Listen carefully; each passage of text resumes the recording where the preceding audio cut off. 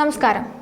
പലപ്പോഴും പ്രവാസികളെ ടിക്കറ്റ് നിരക്ക് കൂട്ടി കൊള്ളയടിക്കുക എന്നൊരു നയം വിമാന കമ്പനികൾ വെച്ച് പുലർത്തുന്നുണ്ട്.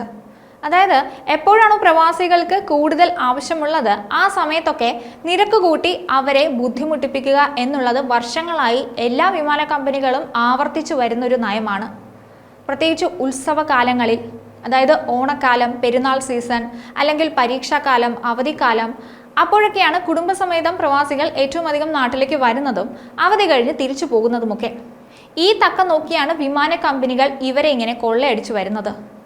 സാധാരണ നിരക്കിനേക്കാൾ വളരെ കൂടുതൽ നിരക്കാണ് ആ സമയത്തൊക്കെ വിമാന കമ്പനികൾ വസൂലാക്കുന്നത്. ഇതിനെതിരെ കാലാകാലങ്ങളിൽ വലിയ പ്രതിഷേധങ്ങൾ ഉണ്ടായിട്ടുണ്ട്.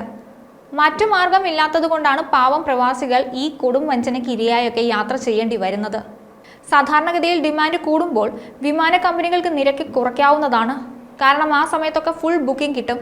അപ്പോൾ ടിക്കറ്റ് നിരക്ക് കുറച്ച് വിമാന കമ്പനികൾക്ക് സർവീസ് ഓപ്പറേറ്റ് ചെയ്യാവുന്നതേയുള്ളൂ. അതുപോലെ തന്നെ ഡിമാൻഡ് കൂടുന്ന സമയത്ത് മത്സരവും വരും. അങ്ങനെ മത്സരിച്ച് നിരക്ക് കുറയ്ക്കാവുന്നതാണ്. പക്ഷെ ഗൾഫ് മേഖലയിലെ വിമാന കമ്പനികൾ പ്രവാസികളോട് മത്സരിച്ച് നിരക്ക് കൂട്ടുക എന്ന നയമാണ് പിന്തുടർന്നു വരുന്നത്.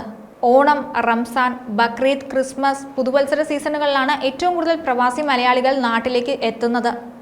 ഇതിൽ കൂടുതലും ഗൾഫ് രാജ്യങ്ങളിൽ നിന്നായിരിക്കും. ഉത്സവ സീസൺ ലാഭം കൊയ്യാനുള്ള അവസരമായി കാണുന്നവരാണ് മിക്ക വിമാന കമ്പനികളും. എന്നാൽ ഇപ്പോൾ പ്രവാസികൾക്ക് ഒരു ആശ്വാസ വാർത്തയുണ്ട്.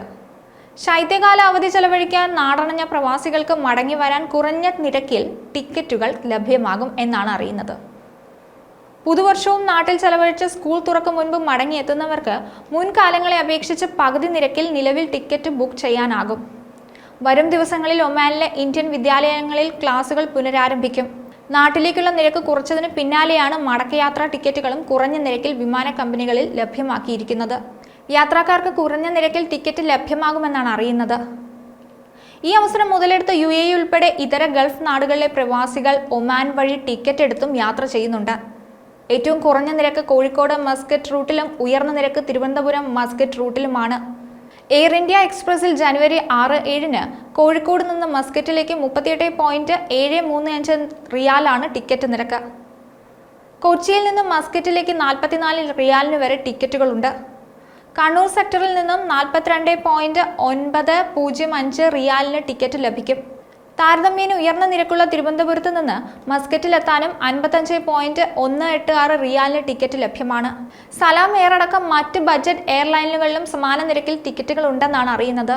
കോഴിക്കോട് നിന്ന് സലാലയിലേക്ക് 38 റിയാലും കൊച്ചിയിൽ നിന്ന് 44.412 റിയാലുമാണ് നിരക്ക്. എന്നാൽ ജനുവരി ആദ്യ ദിവസങ്ങൾ കഴിഞ്ഞാൽ ടിക്കറ്റ് നിരക്ക് വീണ്ടും കുറയുന്നതായാണ് വെബ്സൈറ്റുകൾ നൽകുന്ന വിവരം. അതേസമയം ജനുവരി ആദ്യ വാരത്തിൽ ഒമാനിലെ ഇന്ത്യൻ സ്കൂളുകളിൽ ക്ലാസുകൾ പുനരാരംഭിക്കും. അതിനാൽ തന്നെ സ്കൂൾ തുറക്കും മുൻപ് കുറഞ്ഞ ചെലവിൽ പ്രവാസി മലയാളികൾക്ക് മടങ്ങി വരാനാകും. കേരളത്തിന് പുറത്തുള്ള വിമാനത്താവളങ്ങളിൽ നിന്നും കുറഞ്ഞ നിരക്കിൽ ടിക്കറ്റുകൾ ലഭ്യമാണ്. ഇത്തവണ അവധിയുടെ ആഴ്ചകൾക്ക് മുൻപ് തന്നെ ഉയർന്ന ടിക്കറ്റ് ഈടാക്കിയിരുന്ന വിമാന കമ്പനികൾ പിന്നീട് നിരക്ക് കുറച്ചിരുന്നു.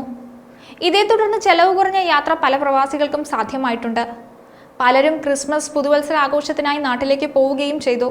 നിരവധി കുടുംബങ്ങളും അവധിക്കാലത്ത് നാടണഞ്ഞിട്ടുണ്ട്. ഇവർ തന്നെ വരും ദിവസങ്ങളിലും മടങ്ങിയെത്തും. മറ്റൊരു വീഡിയോയുമായി വീണ്ടും കാണാം. ന്യൂസ് ഡെസ്ക് ഈനാട് മലയാളം.